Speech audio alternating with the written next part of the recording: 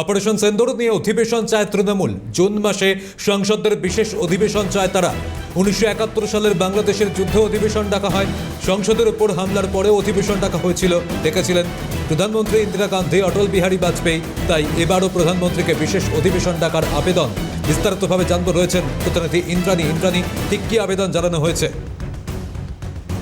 তৃণমূল কংগ্রেসের পক্ষ থেকে যেটা বলা হচ্ছে যে আগামী জুন মাসে এই সংসদের বিশেষ অধিবেশন ডাকা হোক। তাদের পক্ষ থেকে বলা হচ্ছে যে একাধিক বিষয় আছে তাদের সামনে, তারা প্রশ্ন করতে চান। যেমন হচ্ছে যে চারজন দুষ্কৃতী পেহেলগামে হামলা চালিয়েছিল তারা পালিয়ে কোথায় গেল, কেন তাদের ধরা গেল না। ভবিষ্যতে এই ধরনের হামলা যাতে না হয় তার জন্য সরকার কি ব্যবস্থা নিয়েছে। তৃতীয়ত যেটা অত্যন্ত গুরুত্বপূর্ণ সেটা হচ্ছে যে বর্ডার এরিয়াগুলো, সেখানে যখন মকজিল চালানো হয় তখনই যেন সেই বর্ডার এরিয়াগুলো থেকে সাধারণ মানুষকে দূরে সরিয়ে দেওয়া হয়নি, তাহলে তো এই ধরনের সমস্যা হতো না। সুতরাং এই সমস্ত বিষয়গুলো নিয়ে তারা কথা বলতে চান। এবং তৃণমূল কংগ্রেসের পক্ষ থেকে যেটা বলা হচ্ছে যে 71-এর যুদ্ধের পর ইন্দিরা গান্ধী, সংসদ হামলার পর অটল বিহারী বাজপেয়ী প্রত্যেকেই কিন্তু সংসদের বিশেষ অধিবেশন ডেকেছিলেন এবং দেশের মানুষকে এই বিষয় সবকিছু জানিয়েছিলেন। দেশের সাধারণ জনগণের সবকিছু জানার অধিকার আছে এবং সেক্ষেত্রে দেশের সাধারণ জনগণ সংসদের অধিবেশনের মাধ্যমেই সবকিছু জানতে পারবেন। তৃণমূল কংগ্রেস যেমন সরকারের পাশে দাঁড়িয়েছে, তৃণমূল কংগ্রেসের পক্ষ থেকে যেমন সরকারকে সাপোর্ট দেওয়া হয়েছে, তাদের সাধারণ সম্পাদক গিয়েছেন, তিনি বাইরে রয়েছেন এবং তিনি দেশের হয়ে পাকিস্তানের বিরুদ্ধে প্রচার করছেন, ঠিক তেমনই তারাও কিন্তু দেশের ভিতরে দেশের সাধারণ মানুষকে এই যে অপারেশন সিন্দুর নিয়ে সরকারের কি ভূমিকা, কিভাবে এই হামলা হলো, কিভাবে তার প্রত্যাঘাত করা হলো, সেই সমস্ত কিছু জানাতে চান। এবং তাই সেই কারণে সংসদের বিশেষ অধিবেশন ডাকার দাবি। গতকাল তৃণমূলের কংগ্রেসের পক্ষ থেকে প্রায় 28 জন সাংসদ দিল্লি পৌঁছেছিলেন। তারা সকলেই কিন্তু প্রধানমন্ত্রীকে লেখা একটি চিঠিতে স্বাক্ষর করেছেন, যেখানে প্রধানমন্ত্রীকে বিশেষ অধিবেশন ডাকার জন্য অনুরোধ করছে তৃণমূল কংগ্রেস।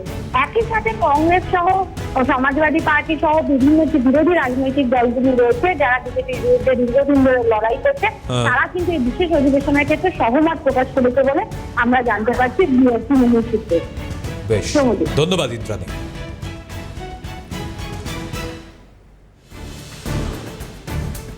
সন্ত্রাসবাদের বিরুদ্ধে লড়াইয়ের বার্তা অভিষেক বন্দ্যোপাধ্যায়ের। ইন্দোনেশিয়ায় পৌঁছেই বার্তা তৃণমূল সাংসদের। অপারেশন সিন্দুরের পর বিদেশে ভারতীয় প্রতিনিধি দল, সেই দলেরই অন্যতম সদস্য অভিষেক বন্দ্যোপাধ্যায় ইন্দোনেশিয়া ভারত সংসদীয় মৈত্রীর চেয়ারম্যান মোহাম্মদ রফিকের সঙ্গেও কথা বলেন। ভাইস চেয়ারপারসন মোহাম্মদ হুসেন বদলুল্লাহের সঙ্গেও। সন্ত্রাসবাদের বিরুদ্ধে লড়াইয়ের বার্তা অভিষেক বন্দ্যোপাধ্যায়ের। ইন্দোনেশিয়ায় পৌঁছেই বার্তা তৃণমূল সাংসদের। বিস্তারিতভাবে জানবো, রয়েছেন আমাদের প্রতিনিধি রাজা সাহা। রাজা, ঠিক কি বার্তা দিয়েছেন অভিষেক বন্দ্যোপাধ্যায়?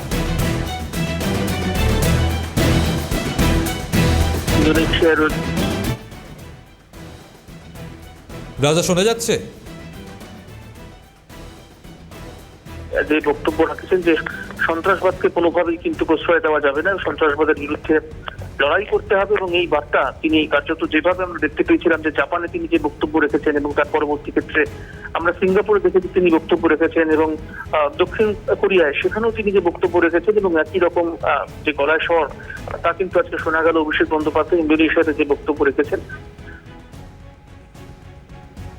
সর্বদলীয় যে দল তারা গিয়েছেন, সকলেই কিন্তু একেবারে যে অপারেশন সিঁদুর সেই বিষয় নিয়েই কিন্তু আজকে বক্তব্য রেখেছেন। রাজা, শোনা যাচ্ছে? কোনো যান্ত্রিক ত্রুটির জন্য যোগাযোগ হয়তো বিচ্ছিন্ন হয়েছে। আপাতত ধন্যবাদ রাজা তোমাকে। যে বিষয়ে আপনাদের জানাচ্ছিলাম যে ইতিমধ্যেই সন্ত্রাসবাদের বিরুদ্ধে লড়াইয়ের বার্তা অভিষেক বন্দ্যোপাধ্যায়।